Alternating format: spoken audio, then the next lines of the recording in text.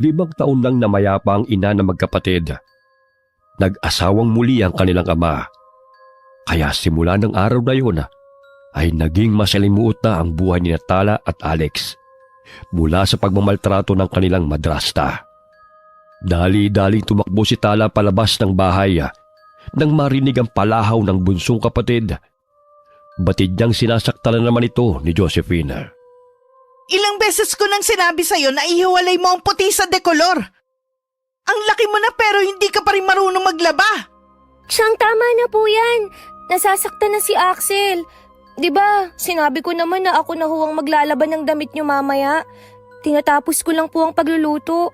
Ni hindi pa nga nakakapagpahinga si Axel matapos mag-igib ng tubig eh. Ngayon, inuutusan niyo na naman na maglaba. Anong gusto nyo? Tutunganga na lang kayo?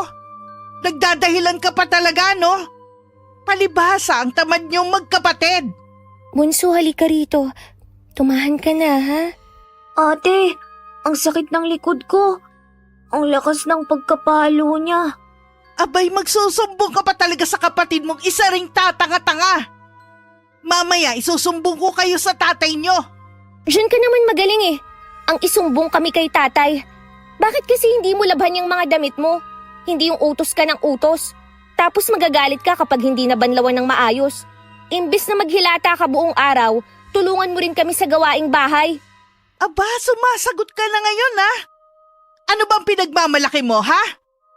Sinabunutan ni Josephine ang anak-anakan niyang si Tala at pinagsasampalang dalagita. Malakas niya itong itinulak kaya't natumba ito sa lupa. Chang, ate, tama na. Lalaban ko na lang po ulit ang damit mo, Chang. Kahit laban mo pa yan ng paulit-ulit, hindi mo na maibabalik ang dating kulay niyan. Dahil natalsikan na ng Clorox. Palibhasa ang bobo mong paliwanagan eh. Hindi marunong umintindi. Alam mo naman pala ang dapat gawin eh. Bakit inuutos mo pa kay Axel? Bakit hindi na lang ikaw ang maglaban ng mga damit mo para hindi ka puro reklamo? Gusto mo dagdagan ko pa ang sugat sa mukha mo? Mamaya makikita ninyo. Isusumbong ko kayo sa tatay nyo dahil hindi nyo ako nirerespeto. Respeto ba ka mo? Hindi yun nararapat ibigay sa'yo. Dahil hindi mo rin kami nirerespeto bilang tao. Mas masahol pa sa hayop kung ituring mo kaming magkapatid. Lahat naman ng utos mo ay sinusunod namin ah. Nagbabait-baitan ka lang kung nandito si tatay. Lumalabang ka na ngayon ah. Gusto mo bang kalbuhin kita? Talaga namang walang yaka eh. Ewan ko ba kung anong nagustuhan ni tatay sa'yo. Walang-wala ka sa kalingkingan ni nanay. Bukod sa masama ang ugali mo, malaki pa yung mga mata mo. Kaya siguro nakikita mo ang lahat ng pagkakamali namin ni Axel. Kaso nga lang, ang pagkakamali mo, hindi mo napapansin. Abay, sumusobra na yung kabastusan mong babae ka. Gusto mo bang palayasin ko kayong dalawa rito? Ikaw ang lumayas dahil bahay namin to. Wala kang karapatan dito. Hoy, asawa ko ng tatay nyo. Kaya may karapatan ako sa pamamahay na to. Nang mamatay ang walang kwenta nyong ina, ako na ang nagpapasaya sa tatay nyo. Kaya magdahan-dahan ka sa pagsasalita mo sa akin, bata ka, ha? Nagpapasaya? Puro sakit lang ng ulo ang ibinibigay mo eh. Puro hingi rito, hingi doon. Kaya nga dapat na sa amin mapunta ay sa'yo na lahat. Ambisyosa ka kasi. Anong sabi mo? Bastos kang bata ka. Nandidilat pa ang mga matang nilapitan ni Josephine si Tala at muling sinabunutan na. Gayun na lamang ang pag-awat ni Axel sa dalawa habang umiiyak. Binitiwan ng babae ang dalagita nang mapansin na pinagtitinginan na sila ng mga kapitbahay at inawat din sila ng mga ito. Sa susunod na bastusin mo ko, hindi lang yan ang aabutin mo sa akin. Kayo ng kapatid mong pilay. Hindi ko hahayaan na masaktan mo pa kami. Noon tiniis ko ang lahat ng pagmamalupit mo sa amin dahil ang bata pa namin. Ngayon, hindi ko na kayang tingnan at pakinggan na lamang ang kapatid ko habang umiiyak. Samantalang ikaw, nagpapakaray na sa bahay namin. Lumayas ka rito! Layas! Aalis ako rito kung ang tatay mo na ang magpapalaya sa akin. Tingnan ko lang kung sino ang pagagalitan niya mamaya. Boba! Ate, tama na po. Gagawin ko na lang pong pinag-uutos ni Chang para hindi ka na niya awayin. Halika na, Axel. Iwan na natin ang baliw na babaeng yan. Doon na tayo sa kusina. Nagugutom ka na ba? Malapit nang maluto ang sinaing. Pinagpag ni Tala ang alikabok sa kanyang damit. Matalim siyang nakipagtitigan kay Josephine bago ito pumasok ng bahay. Ipinanganak na hindi pantay ang paa ni Axel, kaya paika-ika ito kung maglakad at gumagamit ito ng saklay upang makalakad ng maayos. Isang forma ng kanilang ama, kaya madalas ay gabi na ito umuwi sa kanilang bahay. Dahilan na nagagawang pagmalupitan sila ng kanilang madrastang si Josephine. Mahigit 10 taon ang tanda ng kanilang ama sa babae, kaya nauutusan nito. Anumang luhoy ibinibigay niya sa babae sa takot na iwan siya nito. Masakit pa ba ang likod mo? Patingin nga ako. Hindi na po, ate. May sugat at saka may bukol ka, oh. Papahiran ko lang ng langis. Mabisang gamot ito para sa mga bukol. Konti na nga lang pala ang natira. Ate, di ba pangalawang asawa ni tatay si Chang? Bakit hindi niya tayo tinuturing na anak niya? Bakit sinasaktan niya tayo palagi? Pera lang ang habol niya kay tatay. Ni minsan hindi nun kayang magpakananay. Ang sama-sama ng ugali. Walang pag-asa na magbabago pa yun. Ewan ko nga ba kay tatay kung bakit pinatira niya si Josephine dito. Naging miserable lang ang buhay natin sa babaeng yun eh. Wala na ba tayong ibang kamag-anak? Baka naman pwede tayong dun tumira. Ayoko na po rito, ate. Meron, si Tio Andres. Kinuha na tayo noon ni Tio rito nang malaman niya na sinasaktan ako ni Josephine. Mga 3 taong gulang ka pa lang nun. Kaso nga lang, binawi tayo ni tatay sa kanya. Dahil kinuha tayo ni Chong dito sa bahay nang walang paalam. Paano kung umalis tayo ulit dito at doon na lang tayo kay Tio Andres? Mag-aaway na naman sila. Naalala ko noon na nagkasagutan sila eh. Muntik pang magsuntukan. Ayokong bigyan pa ng problema si Chong. Pero alam mo bunso, mahal niya tayo dahil wala silang anak ni Tia Isabel. Malaki na tayo, ate. Pwede na tayong pumunta sa bahay nila. Kaso nga lang, nakalimutan ko na kung saan ang bahay nila. Napahinto sila sa pag-uusap nang marinig ang sigaw ni Josephine. Kinandado nila ang pinto patungo sa kusina, kaya hindi ito makakuha ng pagkain. Hoy mga walang ya! Buksan niyo ang pinto dahil nagugutom na ako! Magluto ka ng pagkain mo dahil ubos na ang ulam. Ano? Ipagluto niyo ako kung ayaw niyong masaktan. Wala ka bang mga kamay? Di magluto ka. Ang lakas ng loob mong saktan kami. Tapos parang amo ka namin kung umasta. Hoy, para malaman mo, hindi mo kami katulong at hindi mo kami pinapasweldo. Sino nagbigay sa'yo ng karapatan na sagot-sagutin ako ng ganyan? Ang lakas ng loob mong kalabanin ako ah! Nabago kang ulo ko sa lakas ng pagkasabunot mo. Kaya nahimasmasan ako na hindi mo kami katulong dito. Tsaka tingnan mo nga yung katawan mo. Ang laki-laki. Bakit ayaw mong magbanat ng buto? Hintayin niyo lang mamaya. Dahil malalaman ng tatay niyo ang ginagawa niyong to sa akin. Di magsumbong ka. Ano pa bang bago ron? Manhid na ang katawan ko sa pananakit niyo. Wala na akong pakialam pa. Galit na nagsisisigaw pa rin si Josephine. Ngunit wala itong magawa dahil maging ang pintuan sa likod bahay papunta sa kusina ay sinarado ni Tala. Kumain silang magkapatid habang nagtatatalak ang madrasta. Kumain ka ng marami, bunso ah. Hayaan mo siya. Narinig ko kaninang umaga habang nag-uusap sila. Hindi makakauwi ngayong araw si tatay dahil kailangan daw niyang mag-overtime. Tsaka bukas na siya uuwi. Panakot lang ni Josephine sa atin yun. Akala niya magdusa siya. Wala siyang pagkain ngayon. Baka paluin naman niya tayo kapag nakapasok siya rito. Di paluin niya. Basta wag kang lumayo sa akin ha, para hindi ka niya masaktan. Siguro kung nabubuhay lang si nanay, hindi ganito ang buhay natin ngayon, no? Sinabi mo pa. Ang bait ni nanay, bunso. Nakita mo ba ang litrato niya? Oo, doon sa kahon na itinago mo. Kamukhang kamukha mo siya, ate. Oo nga eh. Isang litrato na lang ni nanay ang natira dahil sinunog ni Josephine nang umuwi siya rito. Ay, wala pang isang taon na namatay si nanay. Nag-asawa na kaagad si tatay. Sabi niya noon, para daw may mag-alaga sa atin. Pero parang tayo pa ang nag-aalaga sa babaeng yun eh. Ano pa ang ikinamatay ni nanay, ate?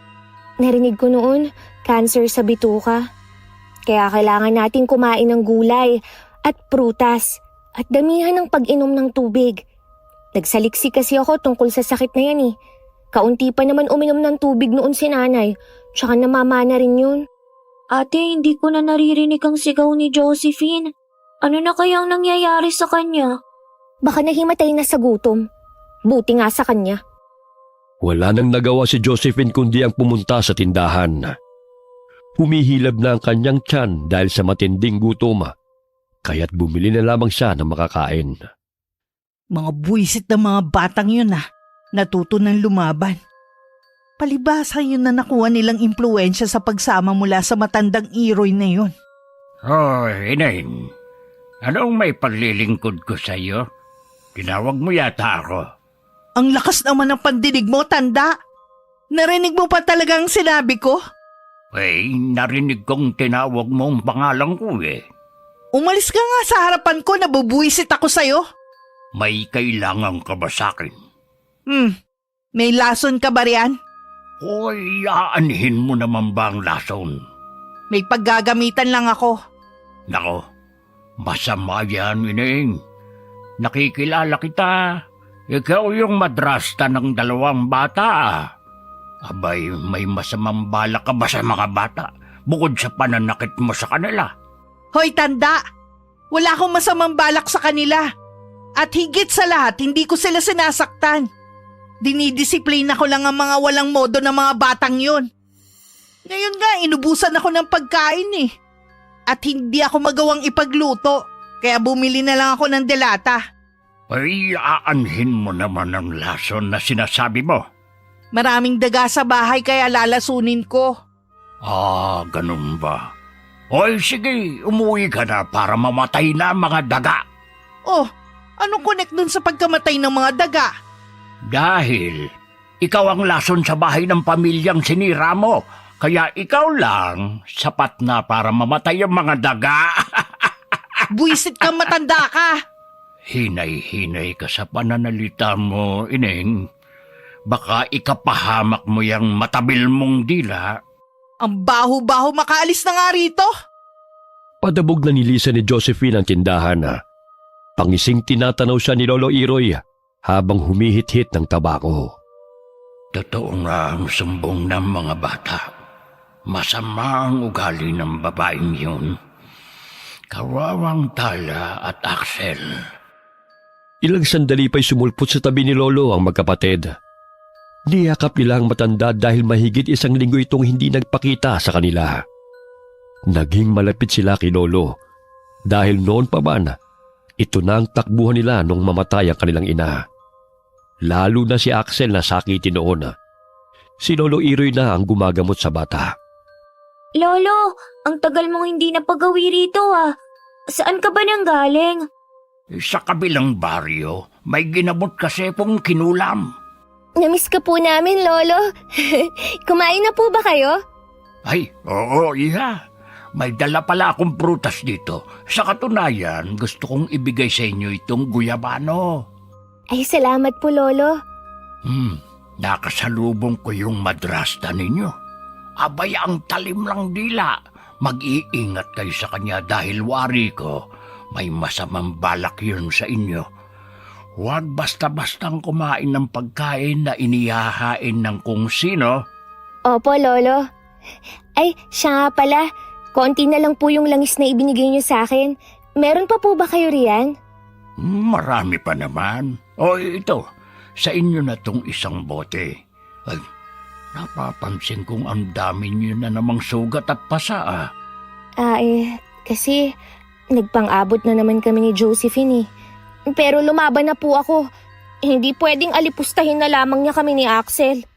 Hindi hinahayaan ng mga ganyang klaseng tao. Gusto niyo bang bigyan natin siya ng leksyon? Anong leksyon, Lolo? Basta, ako na ang bahala sa kanya. Huwag niyo nang problemahin pa. Pero Lolo, baka kami naman ang pag-initan ng babaeng yun. Alam niyo naman sa tuwing may mangyayari sa kanya, kami po yung sinusumbong kay tatay. Hindi niya na magagawa pang makapagsumbong. Basta, huwag kayong mag-alala. Bukod sa pagiging manggagamot ay maalam rin si Lolo sa kulam at baranga. Ngunit hindi niya isinasagawa ang bagay na yon. Maliban na lamang kung may tao siyang labis na kinamumuhian. Lo, doon na muna kami sa bahay niyo. Nakakairita kasi ang pagmumukha ni Josephine eh. Mamaya, kung ano na naman ang maisip nun at ibuntun sa amin ang galit niya. Maghahanap lang naman ng aasawahin ulit ang tatay ninyo. Salungat pa sa ugali ng inyong ina. Ngayon, kayong magkapatid ang kawawa. Sasama na lang kaya kami sa inyo sa panggagamot o di kaya dito na lang kami ni ate. Well, kung ako lang ang masusunod bakit naman hindi? Ay kaya lang, magagalit ang tatay ninyo. At saka paano yung pag-aaral ninyong dalawa kung sasama kayo sa akin? Ay gayong hindi naman ako pumipirmi rito at kung saan-saan ako napapadpad. Gusto ko na nga pong umalis sa bahay eh. At doon na lang kami kay Tio Andres. Kaso nga lang, hindi namin alam kung saan siya nakatira. Si Andres, yung bang kapatid ng nanay ninyo? Ay opo, Lolo. Alam niyo po ba kung saan siya nakatira? Sa pagkakaalam ko noon sa sitio Balabag sila nakatirang mag-asawa, baka makadaan ako roon at hanapin ko sila. Sige po, Lolo. Gusto na talaga naming umalis sa lugar na to eh. Dahil hindi ko na kayang pagmamaltrato sa amin ni Josephine. Lalo na kay Axel na may kapansanan pa. Napansin ni Tala na may inilagay na hibla ng buhok sa garapon si Lolo. Ilang sandali pinatakan niya ito ng abo ng tabako bago inihipan ng usok at agad na tinakpan ng garapon. Ano po ba ang ginagawa niyo, Lolo? Pausok lang yan. Siya nga pala, may dala rin akong suman dito. Ibinigay ni Mina. Hindi ko ito mauubos kaya saluhan ninyo ako. Ay, ang bango naman. Mukhang masarap nga. Kumain lang kayo, ang dami nito, oh. Si Mina talaga, ayaw akong magutom sa daan. Sana maging katulad niyo rin po ako paglaki ko, Lolo. Para naman marami akong madalang pagkain. Ikaw talagang bata ka. Mag-aral kang mabuti para hindi lang suman ang maaari mong kainin. Sa gayon kapag nakapagtapos kayo sa pag-aaral, pwede kang maging doktor. Manggagamot ka pa rin pero malaki ang sahod. Tama si Lolo, bunso. Para ipakita natin kay Josephine na hindi na niya tayo kayang alipustahin kung may magandang trabaho tayo. Akala mo kung sino? Umaasa lang naman sa pera ni tatay. Tapos si tatay, paniwalang paniwala sa lahat ng sinasabi ng babaeng yun. Samantala, dali-daling lumagok ng tubig si Josephine nang maramdaman na kumakati ang kanyang lalamunan. Ilang baso ng maligamgam na tubig na ang kanyang ininom, ngunit hindi pa rin napapawi ang kate. Buisit! Ang kati ng lalamunan ko! Expired yata ang dalatang nabili ko sa tindahan ni Rosa. Malilintikan sa akin ng babaeng yun. Dali-dali niyang tinungo ang tindahan bit-bit ang lata ng tuna. Kinalampag niya ang tindahan dahilan na mabulabog ang nagpapahingang si Rosa. Hoy Rosa! Expired yata ang dalatang binigay mo sa akin eh. Kumatay ang lalamunan ko. Walang iya ka. Papatay mo pa talaga ako, ha? Ibinato nito ang lata sa harapan ng tindahan ni Rosa at hindi pa rin tumitigil sa pambubulyaw. Lumabas ang tindera at kinuha ang lata at binasa ang nakasulat. Ngunit hindi naman yun expired tulad ng sinabi ni Josephine. Uminit ang ulo ng tindera at binulyawan din ang babaeng nanggugulo sa tindahan. Hanggang sa nagsabunutan silang dalawa. Inawat lamang sila ng dalawang lalaki na bibili sana sa tindahan ng ginang. Lintik ka, Rosa! Papatay mo pa ang mga mamimili mo! Expired ang binibenta mo rito! Padabog na nilisa ni Josephine ang tindahan at bumalik sa bahay na kanyang tinutuluyan. Uminom na siya ng gamot sa allergy, Ngunit hindi pa rin napapawi ang pangangati ng lalamunan. Hanggang sumapit ang hapon na halos hindi na siya makapagsalita na tila sinasakal siya sa leeg. Pagpasok ng magkapatid sa bahay, nadatna nila ang nagkalat na hiniwang luya sa mesa. Nakahiga sa sofa si Josephina habang tinutungga ang ginawang tsaa. Mga buwisit kayo! Kasalanan niyo to eh! Oh, bakit wala ka ng boses, Chang? Sa kasisigaw mo yan. Baka may nabulabog kang engkanto kaya pinarusahan ka ng ganyan. Siguro, pinakulam niyo ako sa matanda, no? Wala ka nang ang boses kung ano-ano pa ang pinaparatang mo sa amin. Pwede ba? Tumigil ka na sa gawain mong yan. Pinasok na lamang ni Tala ang mga damit na sinampay at hindi na muling kinausap ang madrasta. Kahit anong inom nito ng tsaang gawa sa luya, ay hindi pa rin napapawi ang kate ng lalamunan. Kaya't kinaumagahan ay pumunta na ito sa bayan at nagpakonsulta sa doktor. Sa wakas, tumahimik din ang bahay. Akalain mo yun, ate. Halos hindi na siya makapagsalita. Hindi kaya kinulam nga siya? Kung totoo man yun, mabuti nga sa kanya. Ang ingay-ingay at ang daming kaaway. Sinabi sa akin ni Aling Rosa kanina na nagsabunutan sila ni Josephine. Akalain mong sinabihan ba naman na expired ang mga paninda ni Aling Rosa? Ipinakita sa akin ng dilatang kinain ng bruhang yun. Sa susunod na taon pa mag-e-expire eh. Ano kaya ang sakit ni Chang? Malamang na engkanto. Sana tuloy-tuloy na nga yun para hindi niya tayo bulyawan araw-araw. Tsaka baka magbago na siya ate at bumait na. Naku, di mangyayari yun. Kahit siguro sa next life niya, hindi na yun babait. Nung nakaraang buhay niya siguro, buruhan na talaga siya. Niresetahan ng doktor ng mga gamot si Josephina. Ilang araw na niya itong iniinom, ngunit hindi pa rin natatanggal ang sakit ng kanyang lalamunan. Naisipan na nitong humingi ng tulong sa kakilalang manggagamot at napag-alaman na napagkatuan siya ng isang mangkukulam. Kaya mo bang patayin ng kumulam sa akin? Kilala mo ba kung sino ang buwisit na yon? Umiling-iling lamang ang matanda at sinabing hindi niya kayang patayin ang kumulam kay Josephina. Sapagkat wala itong balak na patayin ng babae, kundi gusto lamang itong bigyan ng leksyon. Batid ng matandang manggagamot na malinis ang intensyon ng kumulam kay Josephina, kaya't ayaw na niya itong kalabanin. Mahinang manggagamot ka rin pala eh. Hindi mo kayang labanan ng mga mangkukulam. O ito na bayad ko. Nasisiguro ko ang dalawang batang may pakana ng paghihirap kong to. Bumuti ang pakiramdam ni Josephina, kaya't dali-dali siyang umuwi ng bahay. Ang inaakalang pagbabago ay salungat sa inaasahan ni Axel.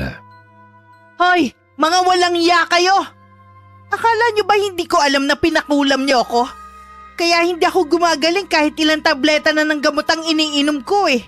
Dapat nga magpasalamat ka dahil gumaling ka ni. Wala kaming alam ng kapatid ko sa kulam na pinagsasasabi mo. Nagmamaang-maangan pa talaga kayong dalawa, no? Hindi naman malabo yon dahil madalas niyong kausap ang mabahong matanda na si Iroy. Sa dami ng nakalaban mo sa baryong to, kami pa talaga ang paghihinalaan mong pinakulam ka? E di sana, kung kami nga ang may pakananon, dati pa namin ginawa yon. Hala, lumayas kayo rito mga demonyo kayong magkapatid. Akala niyong dalawa palalampasin ko ang ginawa niyo sa akin, ha? Lumayas na kayo bago ko kayo patayin. Hindi kami lalayas dito. Bahay namin to, kaya ikaw ang umalis. Bahay ko na to simula nang dalhin ako ng tatay niyo rito. Kaya bago ko kayo pagbuhuling dalawa, lumayas na kayo. Ayoko na makita pa ang pagmumukha niyong magkapatid, mga demonyo. Nanlilisik ang mga matang kinaladkad ni Josephine si Tala palabas ng bahay habang sumunod si Axel sa kanila.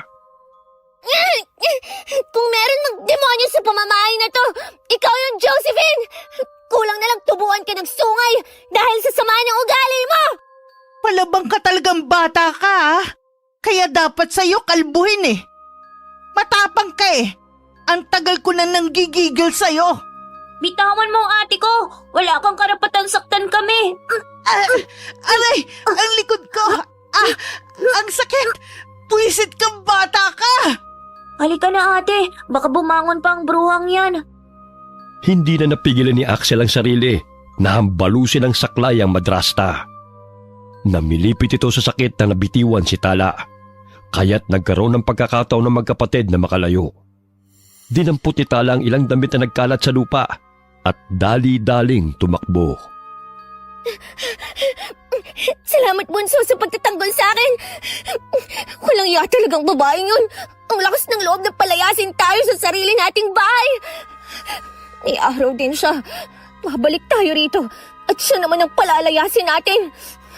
Sa ngayon, doon na muna tayo pansalang makituloy sa kubo ni Lolo Iroy. Paano kung wala na naman siya ron? Ipagdasal na lamang natin na nandun siya. Kung wala, kailangan nating hanapin si Tio Andres sa Sitio Balabag upang doon na muna manirahan.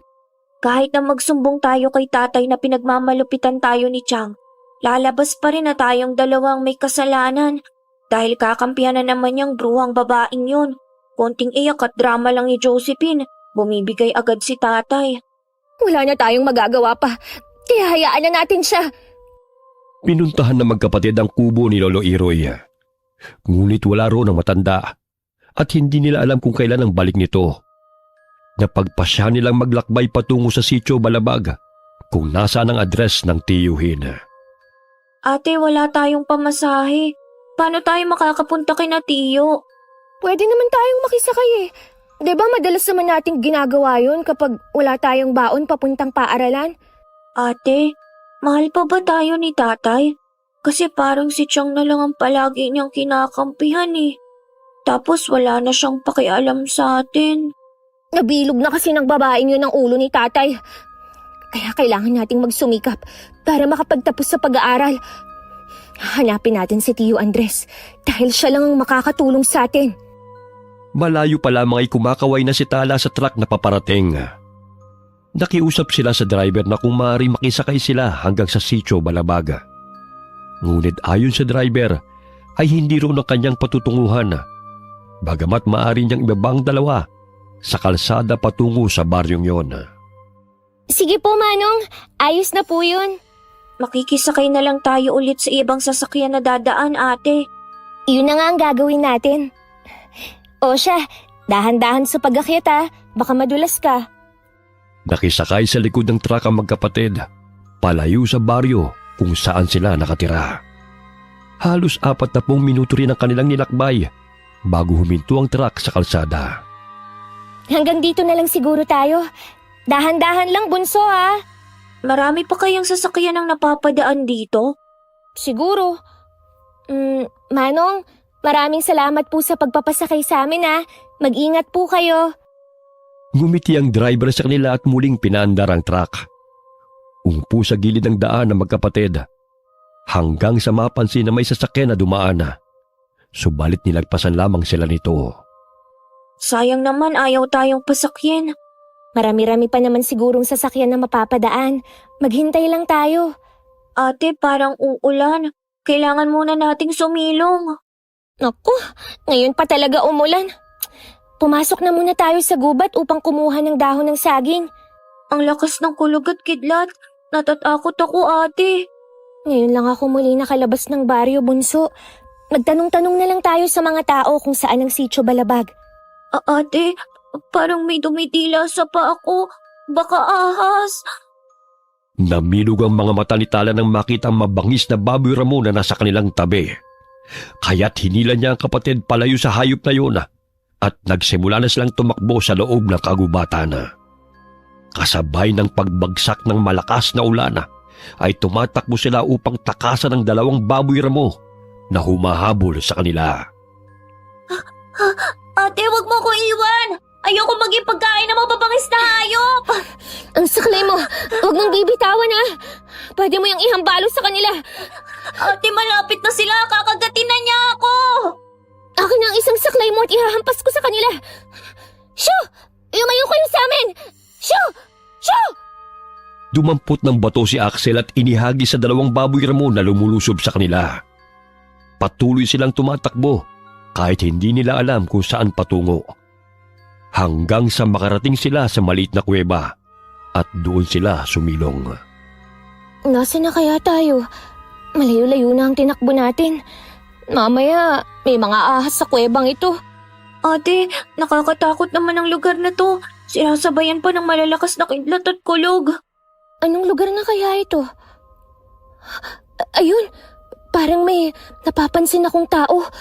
Sundan natin siya, bunso. Dito na lang tayo, ate. Natatakot ako. Mas nakakatakot sa madilim na kuwebang ito. Baka mamaya, may malaking ahas palang nakatira sa loob at lamunin pa tayo ng buo. Halika na, sundan natin ang taong yun. Baka may mga pamamahay rito na mahihingan natin ng tulong. Parang kakaibang mga baboy rami naman yung humahabol sa atin. Namumulang mga mata at nakakatakot ang itsura. Siyempre, gutom sila at tayo ang kanilang pagkain. Kaya halika na.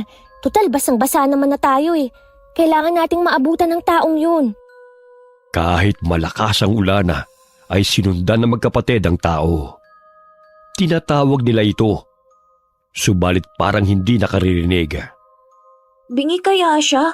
Kanina pa natin siya tinatawag pero hindi pa rin niya tayo naririnig.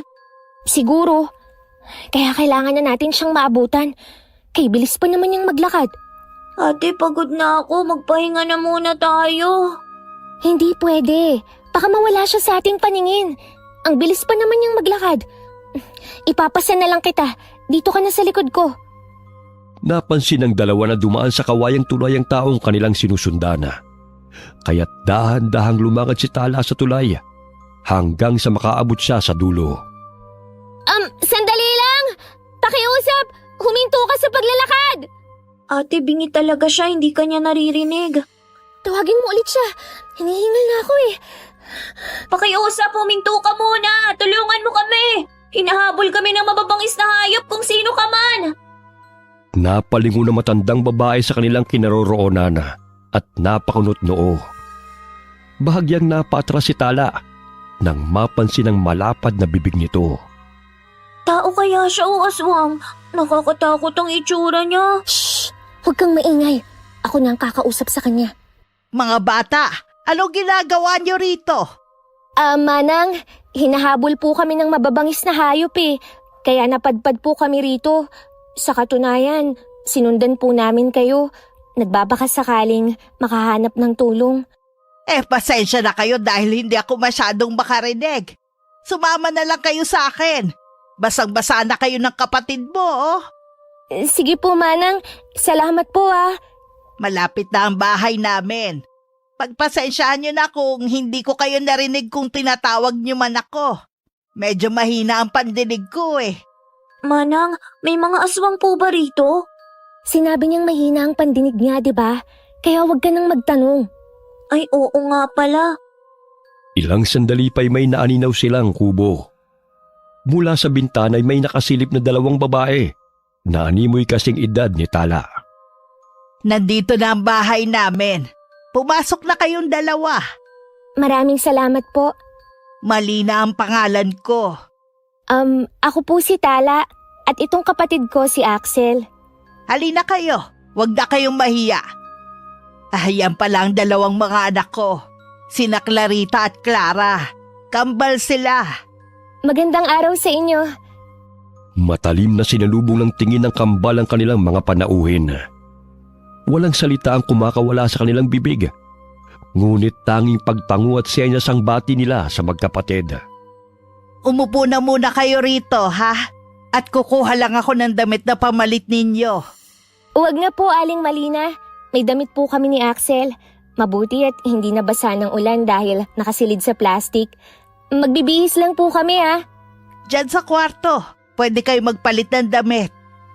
Napakusot ng ilong si Axel dahil sa lansa na naaamoy niya sa kubong yun.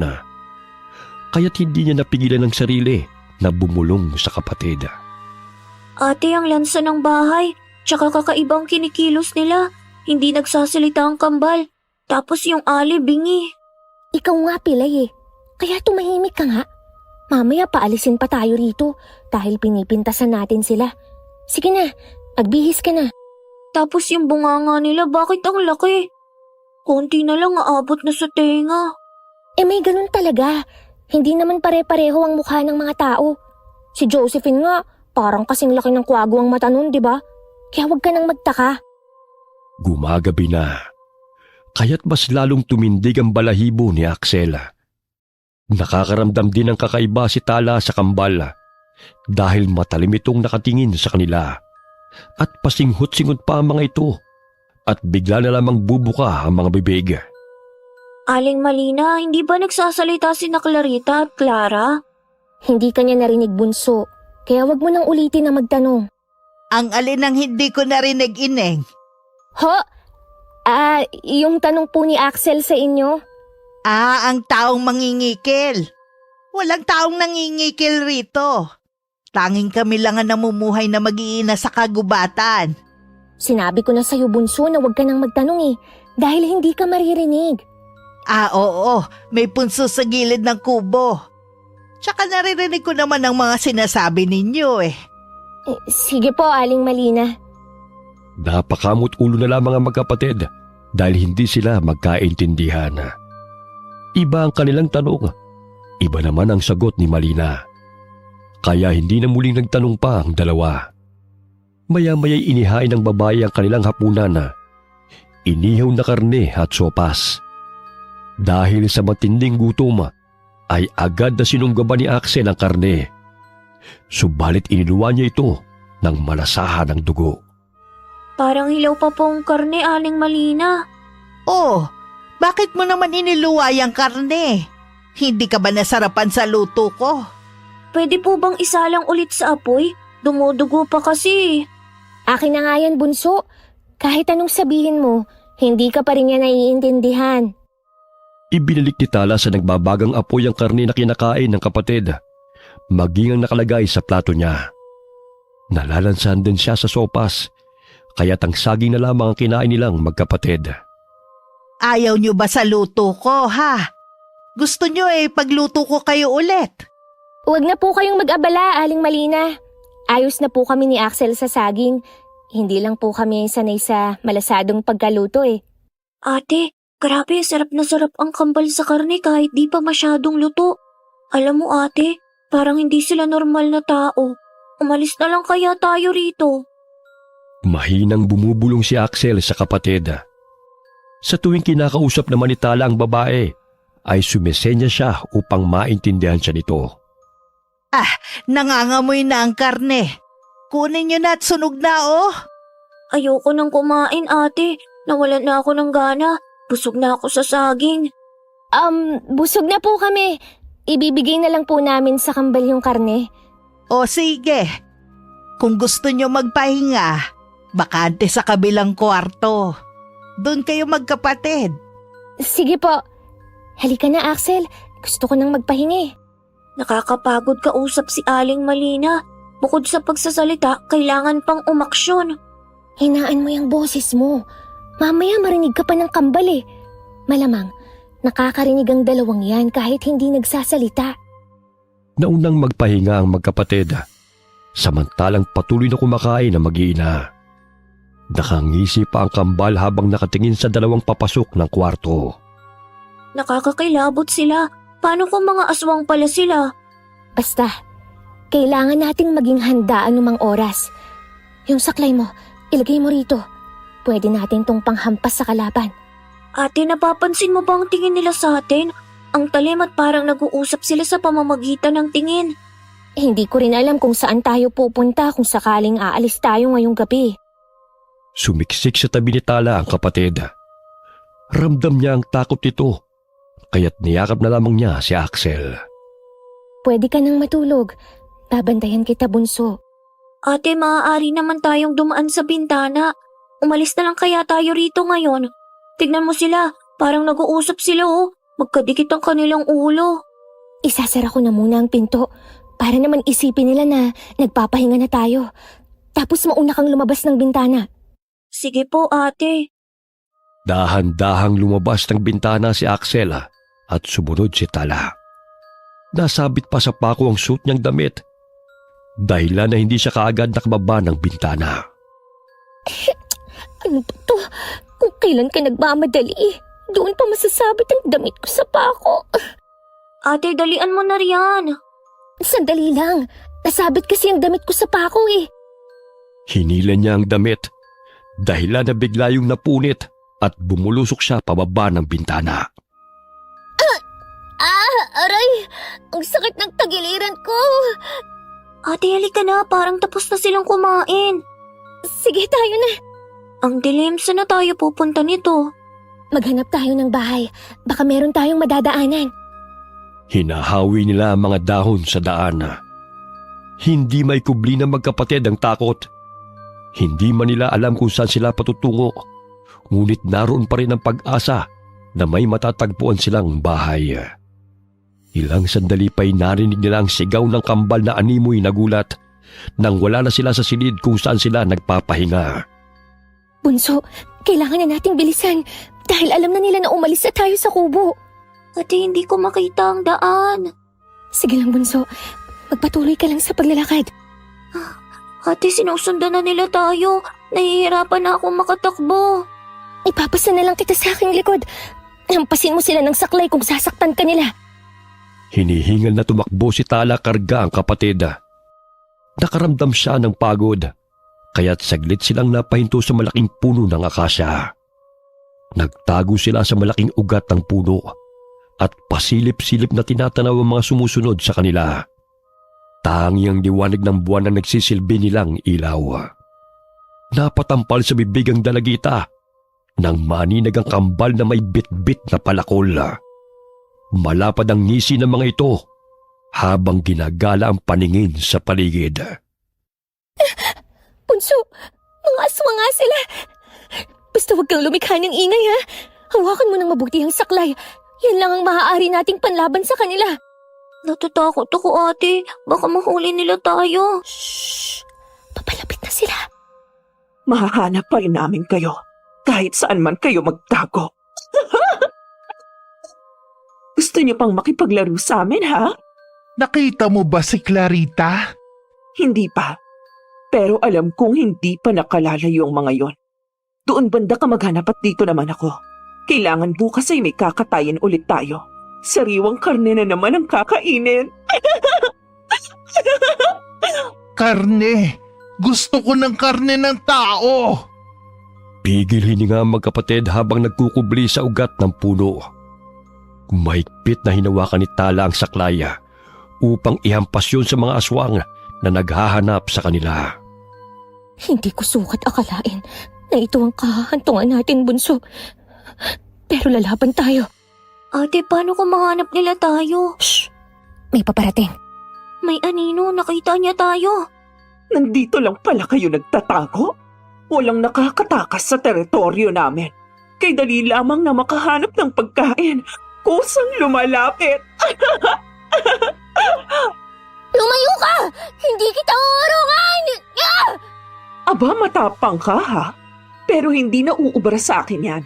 Dahil tatagtarin ko yung katawan mo at magiging almusal ka na kinabukasan. Hinataw ng kambal na aswang si Tala, ngunit malakas na hinambalo siya ng dalagita ng saklay. Tumayo si Axel at tinulungan ng kapatid sa pagsugod sa kambal na aswang. Nabitiwan nito ang palakol, kaya't dinampot yun ng batang lalaki. Sige, lumapit ka. Puputulin ko yung kamay mo. Hoy, pilay na bata.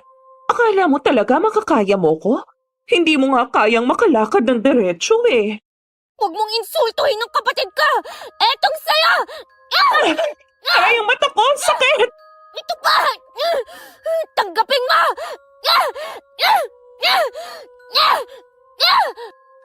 Paulit-ulit na hinambalos ng saklay ni Tala ang aswang, dahilan na pumalahaw ito at napasubsob sa lupa.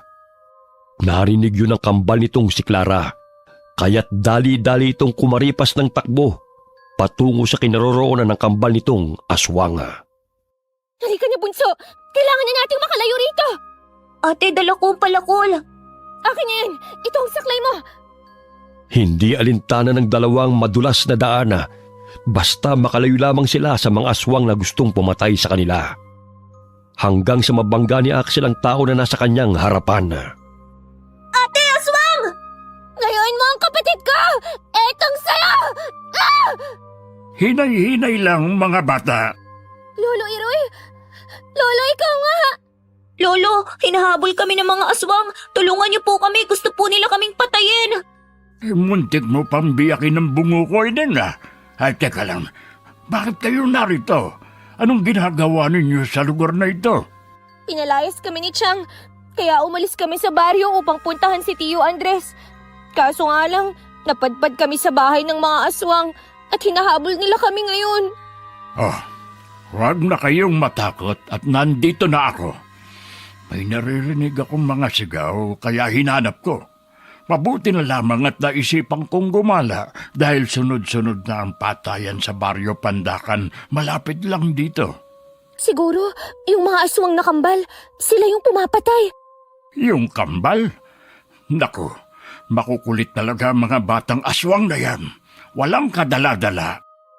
Biglang sumulpot ang kambal na aswang sa kanilang harapan. Kaya't nagtago silang magkapatid sa likod ni Lolo. Nandito na naman kayo. Sinabi ko na sa inyo na sa susunod na magtagpo ang ating mga landas, ay hindi ko na kayo palalampasin. Ibigay mo sa amin ng mga bata. Kami ang unang nakakita sa kanila kaya sa amin sila. Paano kayo nakasisiguro na sa inyo nga sila? Mga apo ko ang mga batang ito. Apo? Paano nangyari yun? Gayong hindi mo naman sila kasamang pumunta sa bahay. Napakasinungaling mo, matanda ka. Ibalato mo na sa akin ang mga batang yan para hindi na manggugulo. Ako pa talaga ang tatakotin ninyo, ha? Gusto nyo sigurong mabingirin katulad sa nanay nyo, no? Nasaan siya at bakit hinahayaan niya kayo magpagala-gala, ha? Tinanggal ni Lolo ang buntot ng pagi sa kanyang bewang at paulit-ulit na hinambalo sa kambal na aswang. Aray! Tama na, tanda! Ang sakit! Aray! Aray! Walang yakang matanda ka!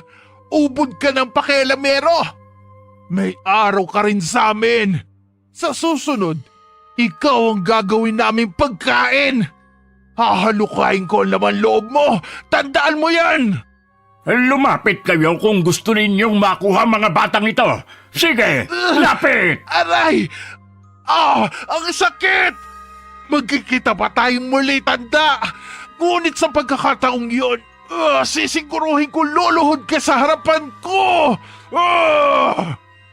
Kumaripas ng takbo ang kambal na aswang dahil sa takot sa matandang manggagamot.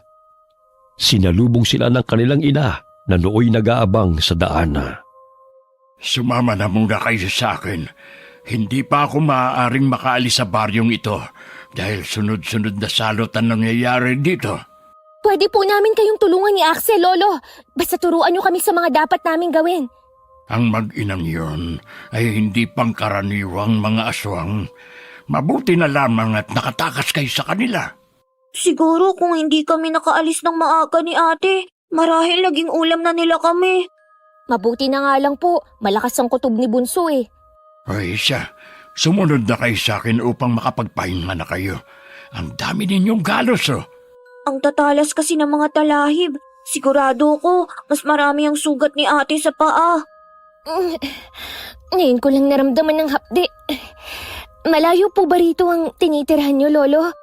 Malayo-layo pa. May ginamot din akong bata malapit lang dito eh.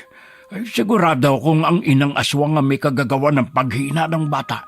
Hinihigop niyang enerhiya ng biktima hanggang sa mamatay. Mamaya ay gagamutin ko rin kayo dahil nararamdaman ko ang negatibong enerhiya na pinadapo niya sa katawan ninyong dalawa. Malalim na ang gabi nang makarating sa tinutuluyang bahay sina Lolo at ang magkapatid na Axel at Tala. Agad na ginamot ng matanda ang mga sugat ng dalawa. Maglalaga lang ako ng dahon ng bayabas para mahugasan yung mga sugat ninyo. Ang sakit ng paa ko sa katatakbo. Mabuti na lang po at dumating kayo, Lolo. Ano po bang klaseng aswang sila? Aswang sa gubat ang maginang yun. At kayang magpalit ng anyo bilang hayop kailanman nila nanaisin. Palipat-lipat sila ng tirahan upang makapambiktima. Hindi sila pumipirme sa iisang lugar lamang. Bingi po ang nanay nila, Lo. Napansin ko parang napigtas po ang isang tenga nun. Ako ang may kagagawan kung bakit nabingi ang babaeng yon. Nahuli ko siya sa silong. Bibiktimahin sana niya yung bagong silang na sanggol. Nagkataon, napadaan ako. Kaya nagpambuno kaming dalawa. Nasaksak ko siya sa tenga, ngunit nakatakas siya. Sayang. Kaya pala. Mali na po ang pangalan niya. Mas nakakatakot pa ang mga anak niya kaysa sa kanya. Makukulit ang mga batang yon. Kahit matanda hindi pinapalampas. Oo, siya. Kumukulo na ang nilagang dahon ng bayabas. Ihalo nyo na yan sa tubig sa timba para makapaglinis na kayo ng katawan. Nagsindi ng kandila si Lolo at sinindihan ng insenso. Sabay sambit ng mga kataga. Ilang sandali pa'y pinausok niya yon sa kabuuan ng bahay at muling ibinalik sa altar. Kumuha siya ng baga mula sa kalana at inilagay sa bao ng nyoga. Binudburan niya yon ng insenso at mga tuyong halamang gamot. Inilapag niya yon sa paanan ng magkapatid hanggang sa kumapal ang usok. Hayaan niyong itaboy ng usok ang negatibong enerhiya na dumapo sa inyong katawan. Lo, ano po ba ang mangyayari kung hindi po kami mapausukan at maitaboy ang negatibong enerhiya? Unti-unti kayong magkakasakit. Mahiwagang mahikang itim ng mga aswang. Kayang-kaya kayong patayin sa pamamagitan ng hangin o di kaya'y simpleng paghawak lamang. Hinihigop nilang enerhiya ninyo sa pamamagitan nun nakapagbibigay sa kanila ng lakas. May mga damit ako dyan. Magpalit na muna kayo. Ang laki ng damit, parang pari na ako nito. Lalaban ko na lang bukas yung mga damit natin. Pagpasensyahan nyo na muna mga damit ko. Bukas manghihiram tayo sa mga kakilala ko rito para namang komportable kayo. Ayos na sa akin, Tolo. Huwag niyo na po kaming problemahin pa. Siya. Magpahinga na kayong mga bata. Mamaya tapos na rin ang sinasagawa kong orasyon. Hayaan na lang nating umusok yung insenso para maitaboy ang mga masasamang enerhiya. Bago matulog ay pinahira ni Tala ng langis ang kanilang mga sugat upang maibsan ang hapdi. Awang-awa si Lolo Iroy sa magkapatid. Kaya't napagpasan niya ang pansamantalang kupkupi ng dalawa hanggang naroon sa lugar na yon. Kinabukasan, nagising ang magkapatid sa ingay ng mga manok sa paligid. Gising na pala kayong mga bata. Halina kayo't nang makapag-almusal na tayo. Aray, ang sakit ng mga binti ko. Ang sakit din ng buong katawan ko. Sa layo ba naman ang tinakbo nyo Halina kayo rito para naman mabawasan na yung pananakit ng katawan ninyo. May tiyan na gawa sa malunggay rito, Lo, may bahay rin pala kayo rito? Pwede bang dumito na lamang kami hanggat hindi pa namin nakikita si Tio Andres? Oo naman. Nagpatayo na ako ng kubo dito dahil madalas naman ako ng gagamot dito. Para naman may natutuluyan ako kapag matagal ang pamamalagi ko sa baryong ito. Mamaya gusto niyo bang magkatay tayo ng manok? Sige po, Lolo. Siya. Bago yun, itong kamote at saging na muna ang almusal natin. Napasigaw si Tala nang biglang may dumungaw sa bintana. Naglalaway pa ito at nanlilisik pa ang mga mata. Lolo, may aswang! Aswang?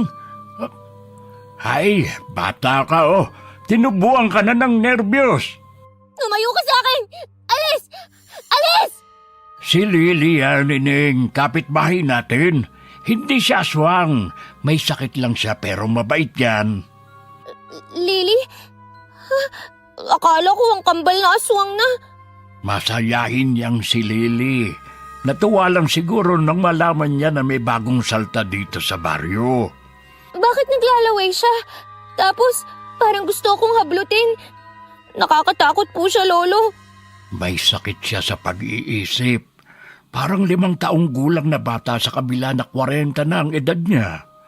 Hindi siya nananakit. At sa katunayan, mapagmahal siya sa mga bata. Grabe naman ang mga naninirahan dito sa baryo. Kung hindi aswang, mapagkakamalan pang aswang. Halika na, kumain ka na rito. Nalipasan ka na ng gutom Habang kumakain, pumasok si Lily sa kubo at nanghingi ng makakain sa kanila. Tumatawa pa ito habang nakangiwi ang mukha. Etong kamote oh. Gusto mo bang balatan ko para sa'yo? Gusto niyang makipagkaibigan sa'yo, Eling. Oo nga po, Lolo. Mabait naman po pala siya. Baka gusto niya ng saging, marami pa oh. Lolo, malayo po bang sitio Balabag sa baryong to? Oo, 3 baryo pa ang lalakbayin bago makarating doon. Ay, ang layo pala. Ang problema lang sa atin ay ang transportasyon. Madalang ang sasakyan, lalo na nang sinalakay na mag-inang aswang ang mga sasakyan na dumadaan sa kalsada. Kaya kung lalakarin aabutin ng 4 na oras o higit pa bago makarating doon. Dito na lang po muna kami, Lolo, para may katuwang ka sa panggagamot. Buhat na makarating ang mag-iinang aswang dito sa baryo hindi na tumitigil ang krimen at mga sakit. Kailangan kong puksain ang mga aswang na yon bago ko lisanin ang baryong ito. Kawawa ang mga tao, lalo na mga kabataan at buntis. Turuan niyo po kami sa mga dapat gawin, Lolo, para naman po maging handa kami sa muli nilang paglusob. Ang pangit ng itsura nila, ang laki ng mga bunganga. Dumito na muna kayo. Pupunta lang ako sa kabilang bahay. Titignan ko ang kalagayan ng bata. Kagabi halos tumirik ng mata nun Mabuti na lang at naagapan ko. Sige po, Lolo. Lumabas ng bahay si Lolo bitbit ang basket na naglalaman ng mga halamang gamot.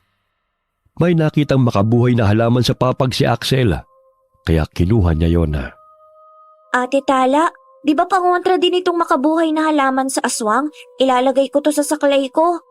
Oo, napapaitan sila sa halamang yan. Para hindi na sila makalapit sa atin, itatali ko lang to sa saklay ko. Baya-maya'y lumabas ng bahay si Lily, habang hinawakan sa kamay si Tala. May gusto itong sabihin, ngunit hindi ito makapagsalita ng diretsyo. Umaaksyon lamang ito at agad namang naintindihan ng dalagita. Tingnan mo siya, Axel. Parang kinikwento niya na nakita niya kung paano patayin ng bata. Sinaksak at kinain ng laman. Hindi ko lang sigurado kung anak niya o ibang bata ang tinutukoy niya. Siguro kung hindi tayo nakatakas sa mag-inang aswang na yon, tsak tad-tad ng mga katawan natin. Ang baho ng hininga nila, yun bang parang kanal? Ay nako, ligpitin na muna natin ang mesa. Sandali lang, Ate Lily ha. Maglilinis na muna kami ni Axel. Tumango ang babae at umupo sa bangko. Mababanaag ang saya nito sa mga mata habang kinakausap si Tala. Para bang magkakilala na sila noon pa man. Ayan na rin pala si Lolo, may bitbit na manok. Hoy, hindi pa pala nakauwi ito si Lily. Mukhang masaya siyang kasama kayo Kumusta na po ba ang batang pinuntahan niyo, Lolo? Ayun, magaling na. Ito ngang manok, binigay ng kanyang ama. May uulamin na tayo mamaya. Lolo, may ikinuwento si Ate Lily sa amin. Parang takot ang mukha niya habang umaaksyon siya. Para bang may pinatay na sanggol? Oo. Nagkaganyan si Lily. Nawala siya sa tamang katinuan nang patayin sa kanyang harapan ang kanyang mga magulang at kapatid. Mga 10 taong gulang lamang siya noon. Mga aswang ang pinaghihinalaang may kagagawan. Mabuti nga lang at nabuhay pa siya dahil sa mga taong napadaan sa kanilang bahay at tumulong sa kanila. Simula nang mangyari yun, naging sinto-sinto na siya at matatakutin. Mabuti nga't kinupkup siya ng mga tao sa baryong ito.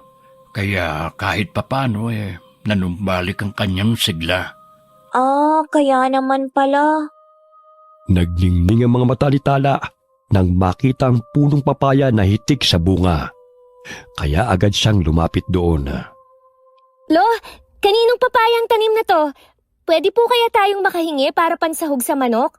Kumuha lang kayo. Ako ang nagtanim niyan. Sagana sa mga gulay ang paligid ng kubo nyo. Hindi na po kayo mahihirapan sa pagkain.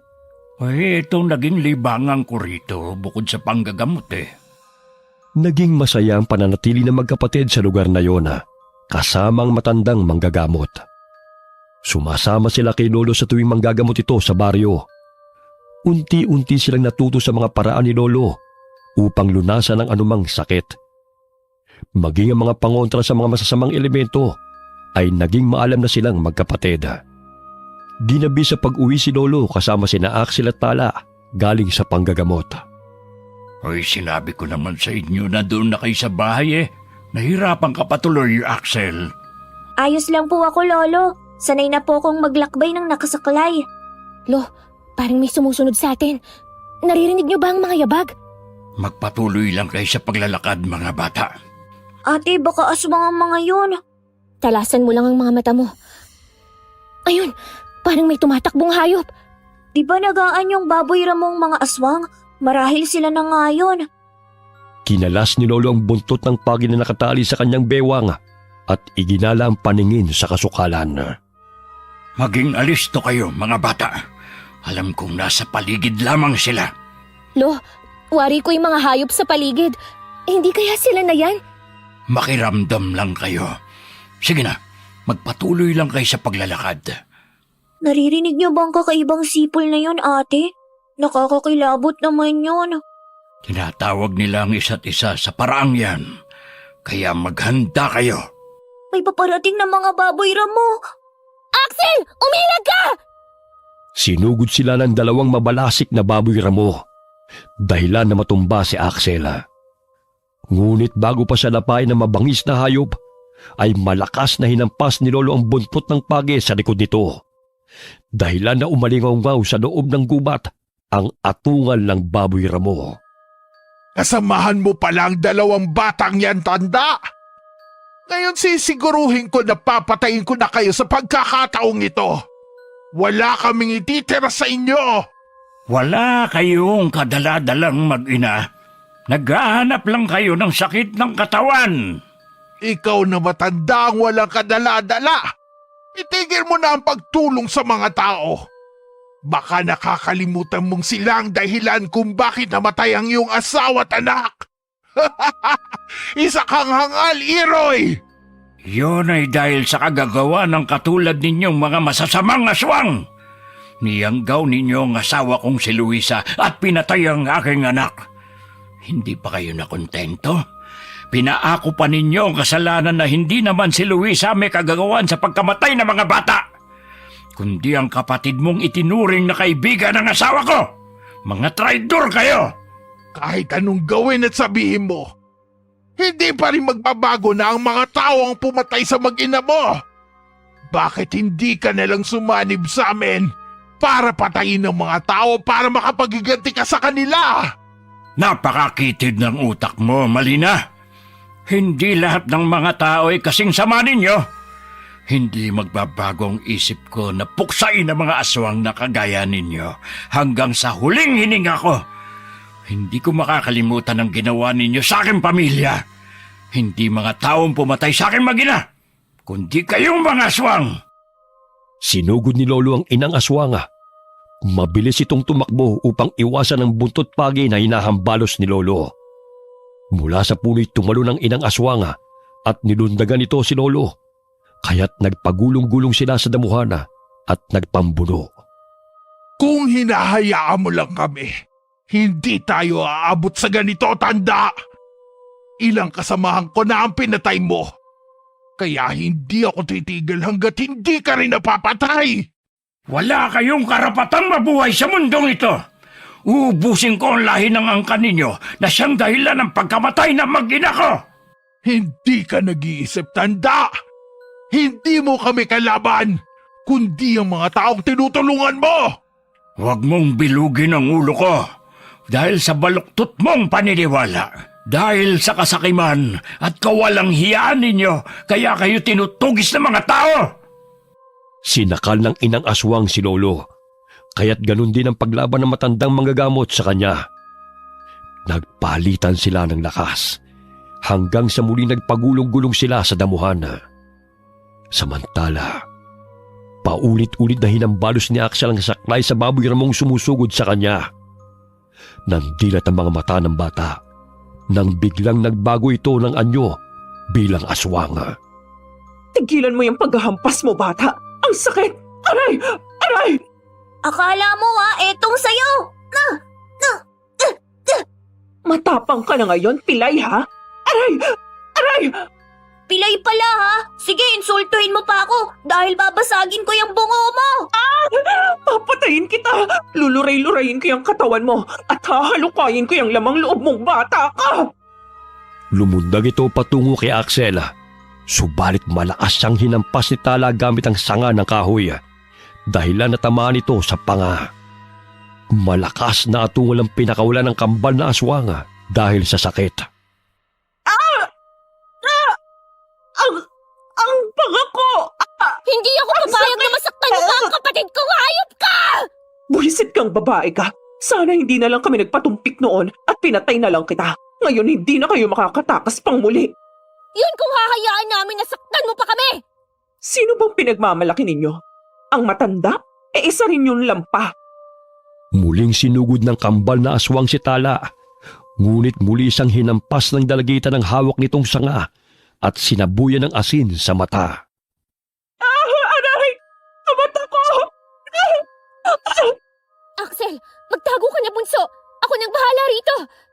Pero ate, Sige na! Hanggat may oras ka pang makalayo rito! Ako na ang bahala sa walang yang aswang na to!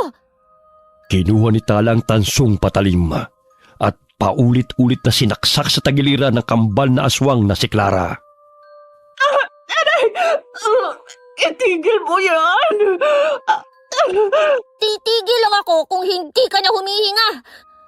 Kayo ang pumapatay sa mga tao sa baryo! Lalo na sa mga inosenteng bata!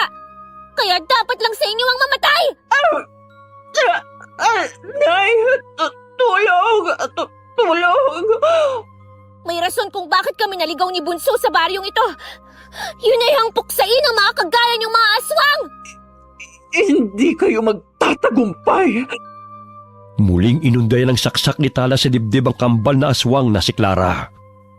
Pasinok-sinok ito habang humahango sa paghinga at unti-unting binabawian ng buhay. Napalingon ang dalagita sa kinaroroonan ng kapatid nang marinig ang sigaw nito. Ate, tundang! Kinakalagkat ako ng kakambal na aswang! Aray! Aray! Si Axel! Kinala ng aswang! Kailangan ko silang sundan! Ang kapatid ko, Diyos ko! Pinatay ng kapatid mo ang aking kambal. Pwes papatayin din kita. Bitiwan mo ako, aswang! Ang sakit ng likod ko! Ate! Tulong! Hindi ka na maabutan ng kapatid mo ng buhay. Maging ang babaeng yun, papatayin ko. Salbahe ka! Bitawan mo ako! Tanging ang sigaw na lamang ng bunsong kapatid ang sinusundan ni Tala. Nadulas pa siya sa daan dahil ang dilim ng paligid. Hanggang sa muli niyang marinig ang boses ni Axel. Malapit lang sila rito! Ayun sila! Bitawan mo ako, pangit! Bibitiwan lang kita kung patay ka na. Isasama kita sa mga kalansay na tinipon namin ni Clara. Hoy! Bitiwan mo ang kapatid ko! Ang bilis mo rin palang tumakbo Mabuti naman na sundan mo kami. Dahil isasama rin kita na ihuhulog sa hukay ng mga kalansay. Magsasalita pa sana ang aswang na si Clarita. Ngunit inihagis ni Tala ang tansong patalim at bumaon yun sa kanang dibdib ng kalaban. Aray! Natamaan ko siya! Bunso! Bunso, nasan ka na? Ate, nandito ako. Hindi kita makita. Umangon si Axel at paika-ikang lumayo sa aswang na nooy namimilipit sa sakit. Naninag ni Tala ang kapatid na nooy nagkukubli sa kahoy. Kaya't dahan-dahan niya itong nilapitan. Bunso! Halika doon tayo!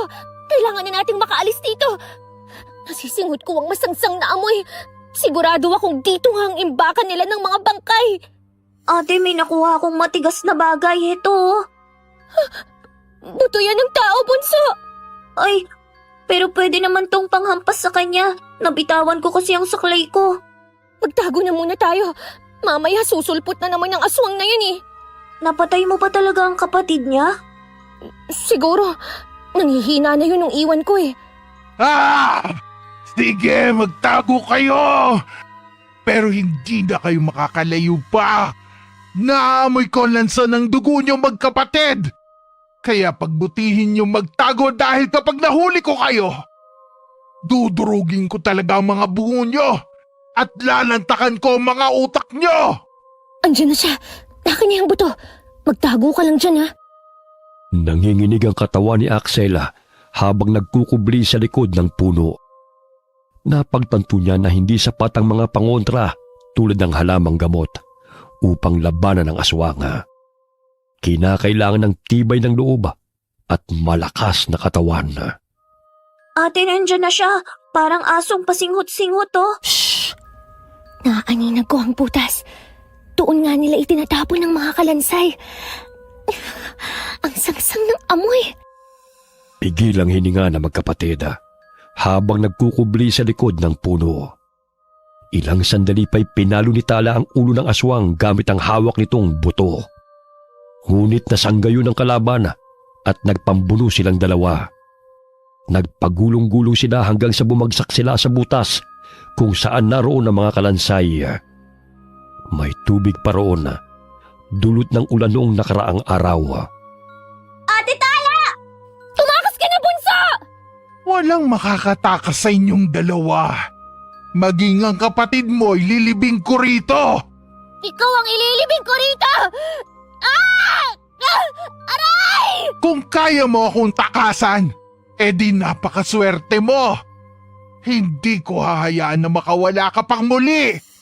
Lalo na't pinatay mo ang kakambal ko. Isa kang hangal! Nilublob ng aswang si Tala sa maruming tubig. Halos hindi na makahinga si Tala dahil sa hindi makayanan ng amoy. Kailangan gumawa ko ng paraan upang mailigtas si ate. Alam kong dehado siya sa hayop na aswang na yon.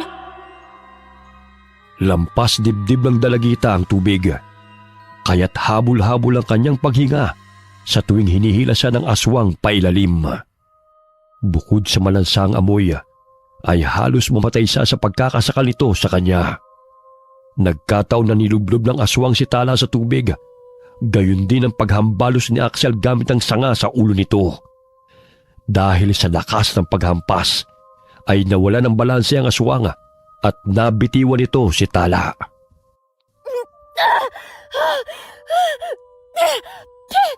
Ang langsa ng tubig!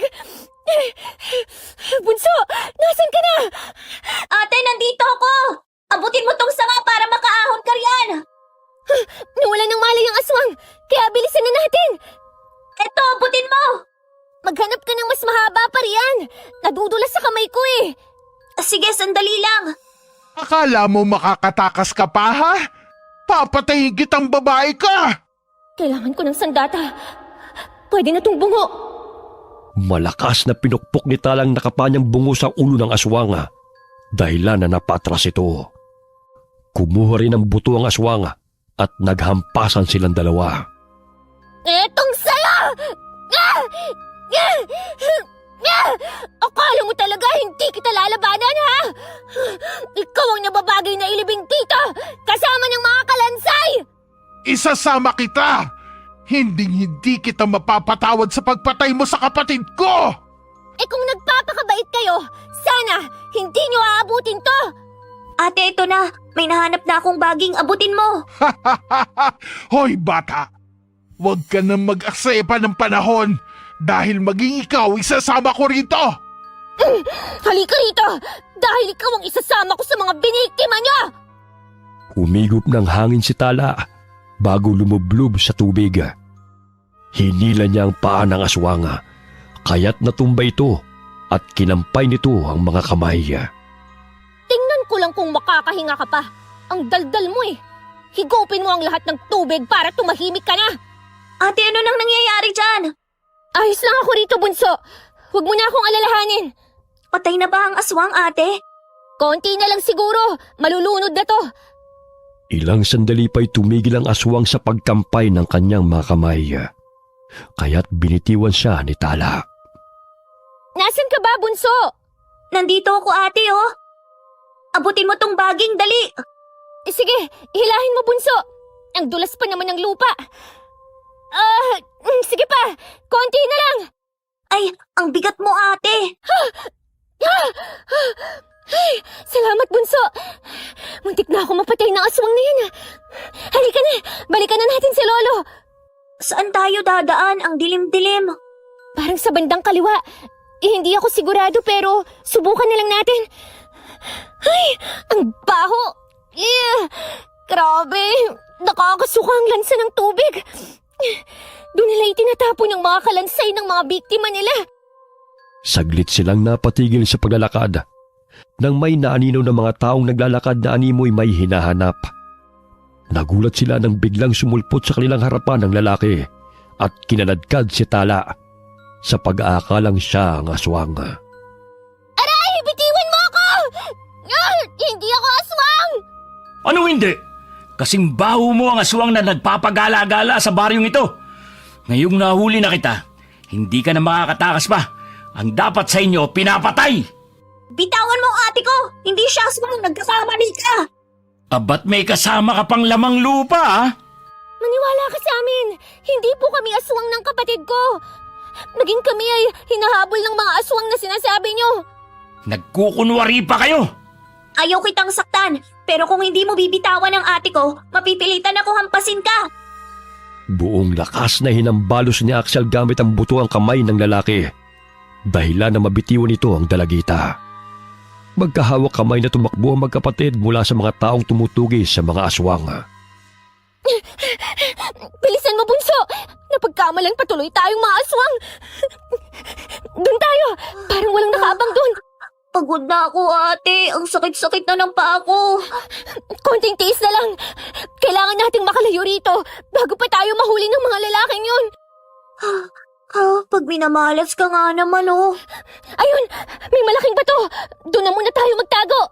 Nandiyan na sila, ate. Naririnig ko ng mga yabag nila. Ang sakit ng paa ko, bunso! Malalim ang sugat ko! Hinahanap kaya tayo ni Lolo? Sana naman matagpuan niya tayo. Hindi lang aswang ang kalaban natin, pati ang mga lalaking yun.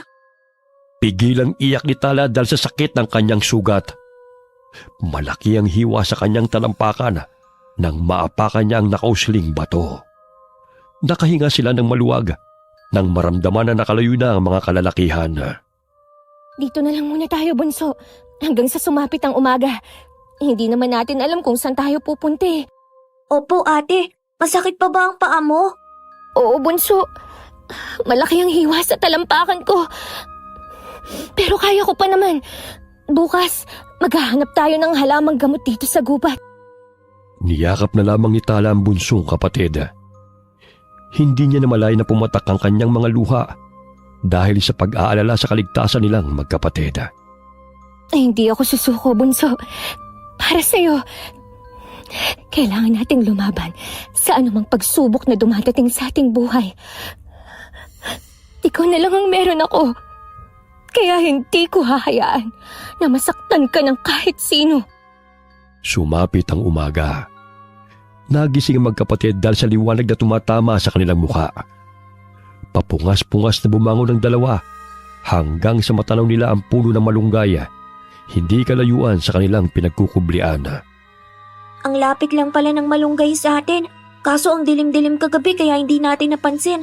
Kukuha lang ako para magamot ko na yung sugat mo. Bunso, tingnan mo! May ilog doon! Ay, oo nga! Ang linis ng tubig! Kumuha ka na muna ng malunggay para makapaglinis ako ng katawan bago ko gamutin ang sugat ko. Tanging ang sanga ng kahoy ang ginawang saklay ng magkapatid. Tinungo nila ang ilog at agad na nagtampisaw sa tubig. Ay, salamat naman.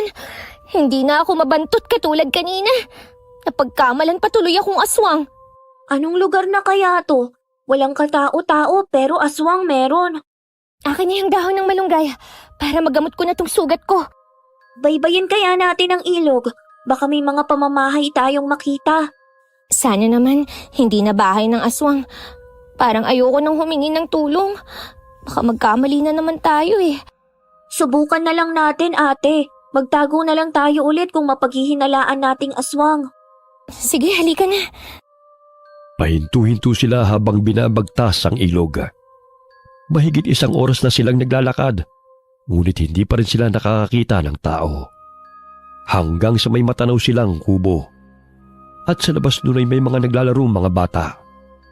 Bagamat napatras sila, nang mapansin na matandang babae na pamilyar ang mukha.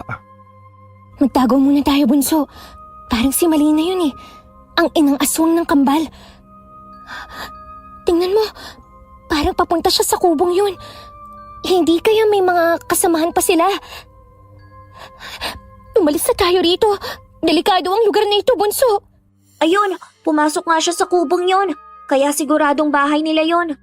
Tayo na, bago pa tayo katahin ng mga aswang. Bumalik sila sa gubat at nagsimulang maglakbay. Muli nilang nadaanan ang hukay kung saan sila naglaban ng kambal na aswang. Lumitaw pa ang ulo ni Clarita na nooy wala ng buhay. Doon tayo, bunso.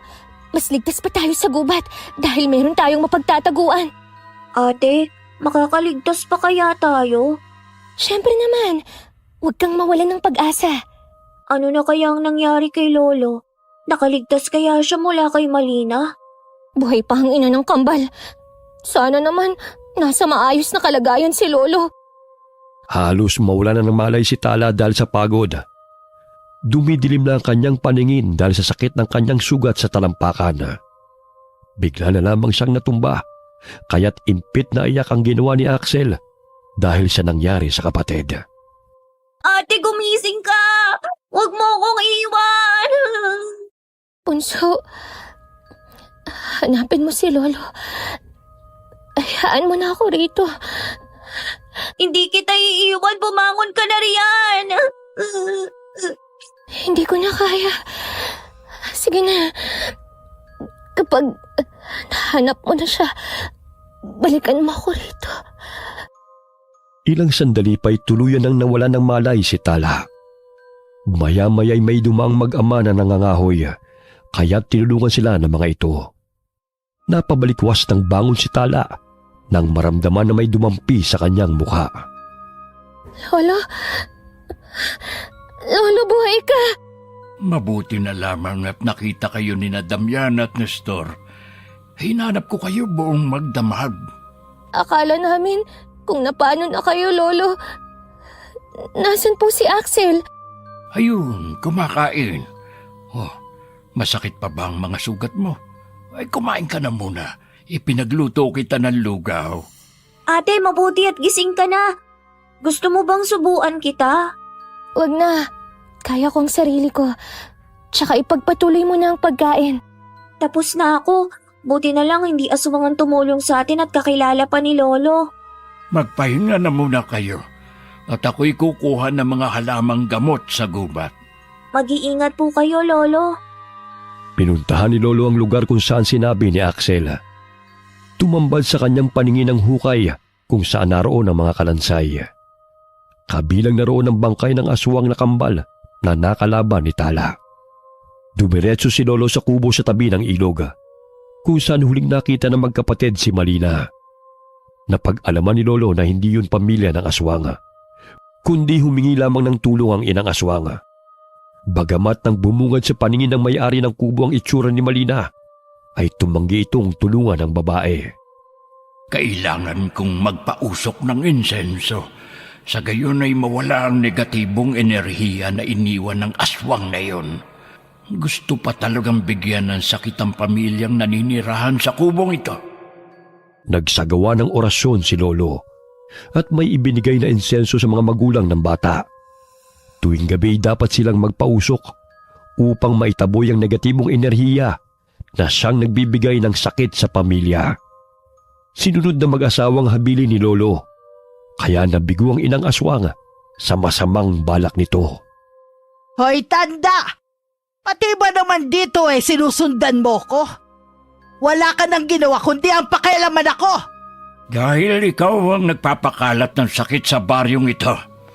Wala ka nang ginawa kundi ang maghasik ng lagim. Pero anong napala mo? Wala! Pinatay niyo ang dalawang anak ko, kaya sisingilin ko kayo ng doble! Hindi na mangyayari yun. Nakatakas ka man noon. Ngunit sisiguruhin ko ngayon, natitigil ka na sa kahibangan mo, Malina. Malakas na hinambalos ni Lolo ang buntot ng pagi sa babaeng aswang. Sa pagkakataong yun, ay halos doble ang sakit habang dumadapo yun sa katawan ng aswang, sapagkat sa pinahid na apdo ng ahas na may sangkap ng arok at makabuhay na halaman.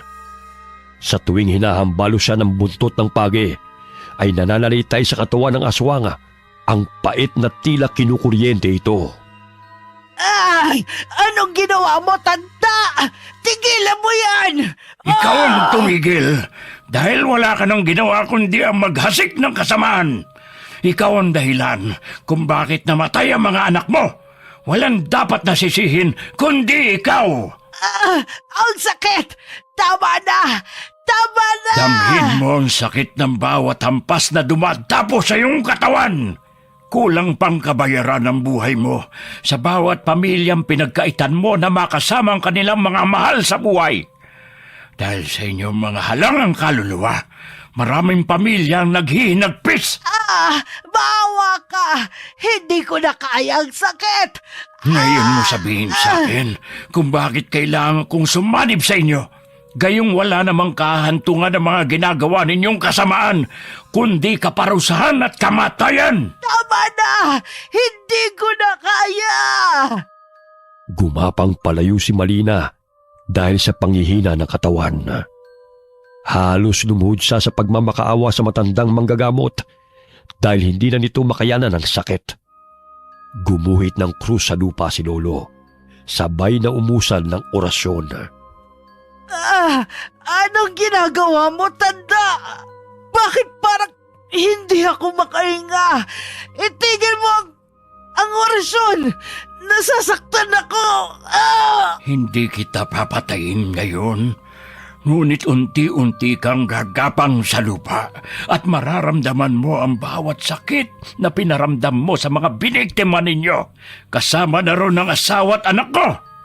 Maririnig mo ang bawat pagtangis at panaghoy nila. Tanda! Itigil mo to! Nakakabingi ang kanilang mga palahaw! Gabi-gabing naririnig ni Malina ang pagmamakaawa ng kanilang mga biktima na paulit-ulit na umaalingaw-ngaw sa kanyang pandinig. Dahil sa ginawang orasyon ni Lolo, ay nararamdaman din niya ang sakit sa bawat pagtadtad niya sa katawan ng mga biktima. Halos hindi na makayanan ni Malina ang sumbalik na isinagawa ng matandang manggagamot. Kaya't siya na mismo ang nagpatiwakal upang tapusin ang sariling buhay.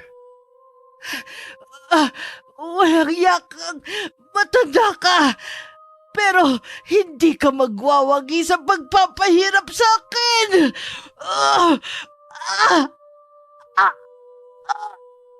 Dilat ang mga matang natagpuan ng mga mangangahoy ang bangkay ni Malina na nakasabit sa puno, habang mahigpit na nakapulupot ang baging sa leeg nito. Nabalitaan yon ni na Lolo at ng magkapatid. Patay na po si Malina, Lolo. Oo, Iha. Mabuti na yun upang hindi na mamuhay sa takot ng mga tao. Baka naman nabaliw dahil namatay ang mga salbahe niyang anak, Lolo. Hayaan na natin sila. Bukas na bukas, hahanapin natin ang Tio Andres ninyo. Kailangan niyong magpatuloy sa pag-aaral, hindi yung tumutugis ng mga aswang. Kung maaari, dito na lang po kami kasama mo, Lolo. Hindi pwede, dahil kung saan-saan ako napapadpad at hindi ko kayo maaalagaan ng maayos.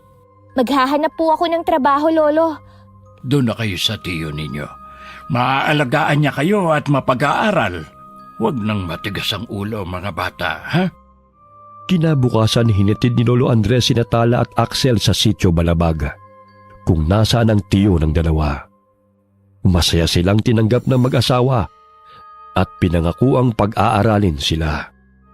Lo, maraming salamat po sa lahat ng tulong niyo sa amin ni Axel, ha. Pangako po, bibisitahin po namin kayo sa baryo. Mag-aaral kayo ng mabuti at magpapakabait, ha? Opo, Lolo. Maraming salamat po, Lolo. Tuwing bakasyon ay bibisitahin po namin kayo. Roysia, kailangan ko nang bumalik sa baryo. Baka mamaya ay magkaiyakan pa tayo rito. Inihatid ng tauhan ni Tio Andres si Lolo sa baryo Pandakan.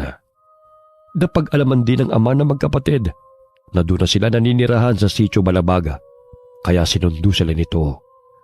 Bagamat nagmatigas ang magkapatid na bumalik sa dati nilang tinitirhan, dahil hindi na makayanan ng pagmamaltrato ng kanilang madrasta. Ngunit labis ang pakiusap ng kanilang ama sapagkat walang mag-aalaga kay Josephine dahil may malubhang sakit na ito. Papauwiin niya tayo para alagaan ng babaeng yun. Gagawin na naman tayong alila. Ayoko siyang alagaan. Tapos kapag gumaling siya, sasaktan na naman niya tayo. Karma na yun sa kanya. Dahil nung malakas ang katawan niya ay alipin ang trato niya sa atin. Siguro, pinakulam na naman siya nung naging kaaway niya nun. Ate, nilalabasan daw ng mga langaw ang bibig niya at ipis. Ang sabi ni tatay kanina. Eh di kinulam nga siya. Dahil sa walang preno ang bibig nun sa pangiinsulto. Nakakita rin siya ng katapat niya. Makalipas ang ilang linggo, nabalitaan ng magkapatid na pumanaw na ang madrasta nilang si Josephine. Tila nabunutan sila ng tinik dahil wala ng mga alipusta sa kanila. Pilit din nilang kinalilimutan ang masalimuot na karanasan nilang magkapatid nung naligaw sila sa gubat at muntik nang mabiktima ng mag-iinang aswang. Okay, sana po nagustuhan niyo ang kwento ng magkapatid na sina Tala at Axel. Shoutout po tayo kay Desiree Ramos. Desiree, kamusta ka and God bless you and your family. Shoutout kina Julius Deloro at kay Jasmine Jane galing kay Jane Gonzaga. Shoutout din sa Deloro family and Royo family. Kamusta po kayong lahat? Hi kay Sharon Solero Masaga. Shoutout kay Aiko na nasa Bahrain, coming from Kaila. Hi din daw sa kuya niya at sa papa niya. Hi kay Josefina Coracha. Hi Genevieve Suko from Singapore. Shoutout kina Roshan and Jacqueline. Uy, matulog daw kayo ng maaga ha. Kung magkukwentuhan daw kayo, pabulong na lang para hindi napupuwet yung mga kasama nyo. Peace po peace. Hi kay Erica Ember from Singapore. Hi Annalyn Montanas from Jeddah, Saudi Arabia. Hi Rosalie Clemente from Abu Dhabi. Hi kay Widely Mooring. Hi kay Ami Yong. Kamusta kayo ma'am? Hi Ann Fuentes from Dubai. Hi kay Emma Merino from Antique. Hi kay Cliven Dubalan. Hi Delia Katu from Muntinlupa. Shout out kina Mr. Samuel Tubosa, Manong Dodong Tubosa, and Joy Cuevas Tubosa from Kuala Lumpur, Malaysia. Kamusta po kayo? Hi kay Elton June Iranon from Canada. Hi Nerilyn Bolongon from Saudi Arabia. Shout out kina Chanel and Dewey de la Cruz na nakikinig habang natutulog. Paano yun? Kamusta po kayo? Hi kay Richelle Adapon. Hi kay Ann Fuentes from Dubai. Shout out sa mga taga Qmart Cubao, Quezon City. Galing kay Virgil Latore. Kamusta po kayong lahat dyan? Hi kay Jeneline Mix Vlog from Kuwait. Shout out kina Oliver at Sherilyn na laging nakikinig sa atin sa Intramuros, Manila. Salamat po. Hi kay Helen Sibulan. Hi kay Rosita Ocampo from Kuwait. Hi Lady Dam. Hi kay Ami Viray from Talim Island, Binangonan, Rizal. Shout out kina Chong, Vinyas, Atisado, Mirabel, and Fajardo family. Lalo na kay RV Tiong from Bataan. Sorry mama, litong bati ko sa inyo. Shout out po kay Lisa Takada na lagi po nakikinig sa atin dyan sa Japan. Marami pong salamat ma'am. Alright, maraming pong salamat sa inyong lahat. At huwag po tayo makakalimut na magdasal palagi sa ating Panginoon, okay? God bless all of you.